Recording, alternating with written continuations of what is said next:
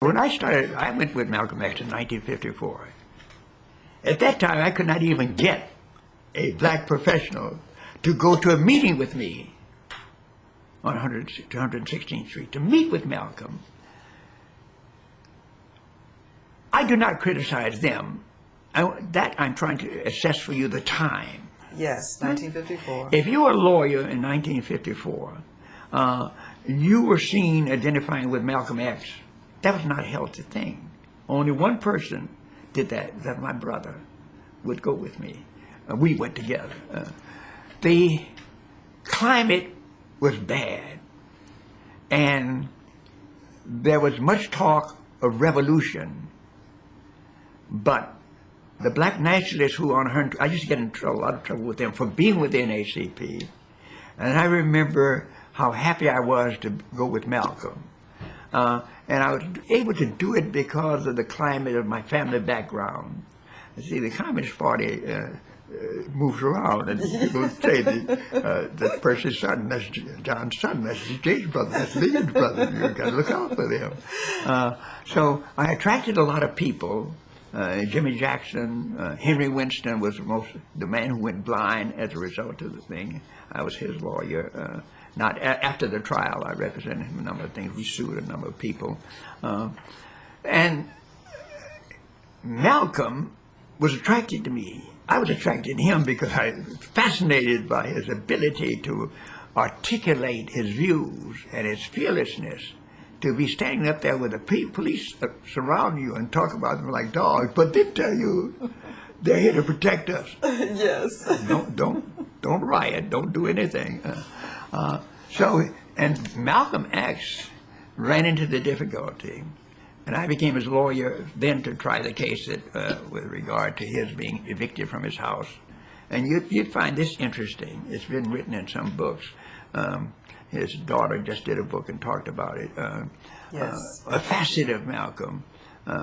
We had just done well in court for the moment out in Queens. We got in a car.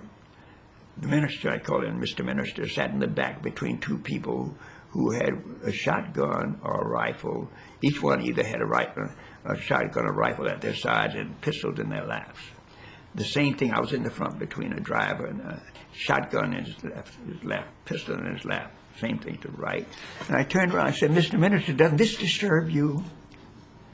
All of these guns? He said, why does it disturb you? I said, it disturbs me, Mr. Minister.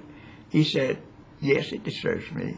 I said, but they believe they're here to protect me. They believe it's helpful. I said, do you? He said, I have a destiny. He said, by the way, did I ever tell you about Omar the slave? Have you heard this? No. No.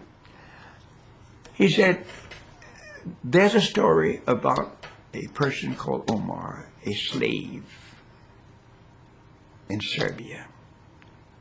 He said to his master, Master, I fear the face of death. Give me your fastest horse and let me ride. Have I been a good slave? He said, yes. And he gave him the fastest horse. His belief being that he could outrun, if he could make it to sunset, he'd be safe from death. So on the first day with the fastest horse, he started along the journey, rode throughout the day. Sunset came, and he dismounted, fed the horse, washed the horse down, went to sleep, careful to get up before dawn, rode for the second day. Then on the third day, he was safe. On the third day, he rode. Just at sunset, he saw a number of lanes down which he could go. And he started first down the lane, the 7 lanes the farthest to the right, pulled the horse back, then started down the center lane, pulled the horse back, selected a lane to the left. He was less than 100 yards down the lane to the left, when there in the center of the lane stood the face of death. And death said, Omar, where have you been? I've waited here for 3 days. Why has it taken you so long?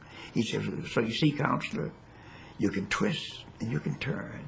Oh. But if you have a destiny, death would come. Within 30 days, he was slaughtered. So Malcolm was. He Destiny. Yes, destiny, exactly. Yeah.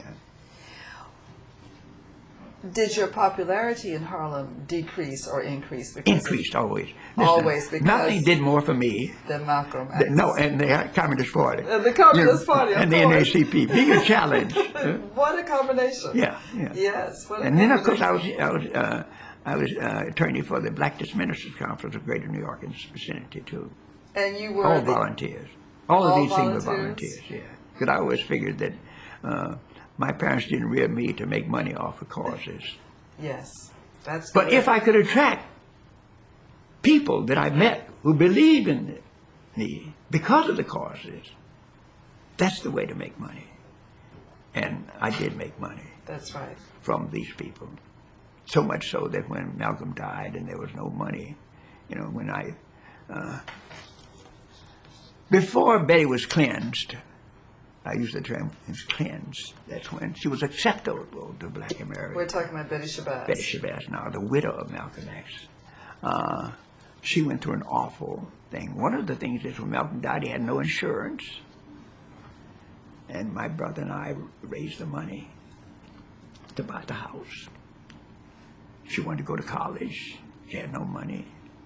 Betty used to sleep. Dr. Betty used to sleep in the car sometimes up there in University of Massachusetts. Yes. She was not befriended until later on, when I say that she was cleansed. What had happened is the climate changed and Malcolm became important again. So it was an interesting transition for Malcolm, but he did it through death.